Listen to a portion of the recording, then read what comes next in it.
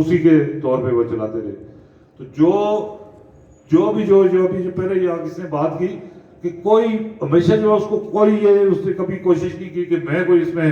Prominent نظر آؤں یا کچھ. پریکٹیکلی جو ہے سب لوگوں کو, کیونکہ اس میں مینلی جو ہے وکلاء, تاجر اور اسٹوڈنٹس, یہ تین طبقے ہی تھے جو اسی میں سے جو لوگ زیادہ وہ اس میں وہ کوشش کر رہے تھے, اور وہ مختلف نظریات کے لوگ تھے. پاکستان کی جو پولیٹیکل پارٹیز ہیں ان سے تعلق رکھنے والے لوگ بھی تھے. لیکن مجھے یہ اس بات پہ مجھے جو ایک امید کی کرن نظر آتی ہے کہ پاکستان کی مسلم لیگ, نون, پیپلز پارٹی اور پی ٹی آئی, تینوں پارٹیوں کے جو لوگ دریا بچاؤ تحریک کے ساتھ وابستہ ہوئے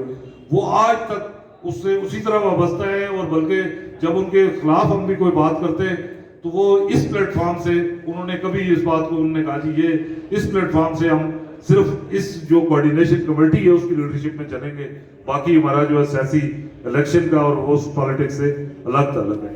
تو جو سب سے بڑی میں سمجھتا ہوں کہ جو پاکستان کی پولیٹیکل پارٹیز یا جو پاور پالیٹکس میں پارٹیز ہیں, میری بات بہت لوگوں کو ناگوار گزرتی ہے لیکن میرا بالکل ایک کلیئر کٹ یہ ویو ہے کہ یہ آزاد کشمیر کی پاور پالیٹکس کیا ہے. یہ بے روزگار لوگوں کا ایک ملازمتوں کی تلاش کی ایک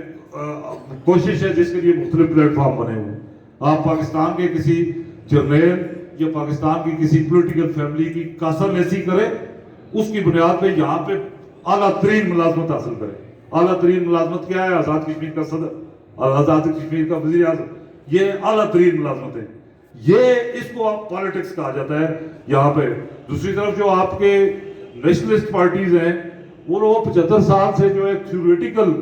وہ اس میں ایک اسٹرگل میں یو این او کی قراردادوں کا بھی ذکر ہوتا ہے, اور اس کا حالانکہ وہ پریکٹیکلی اس کو کوئی دیکھنے کی کوشش نہیں کرتا کہ ان کی کیا حیثیت ہے یو این او کی. آج تک کسی نے یہ آپ کو یہاں پہ سارے وہ تقریریں کر کے چلے جاتے ہیں اقوام متحدہ کی قراردادیں, اقوام متحدہ کی قراردادوں کی مسئلہ کشمیر میں میرے پوائنٹ آف ویو سے یہ میری ذاتی رائے ہے کہ ان کی 2% کی حیثیت بھی نہیں ہے, کیونکہ وہ اب چیپٹر 5 کے تحت ریزولوشنز ہیں جو ریکمنڈیٹری ریزولوشنز ہیں.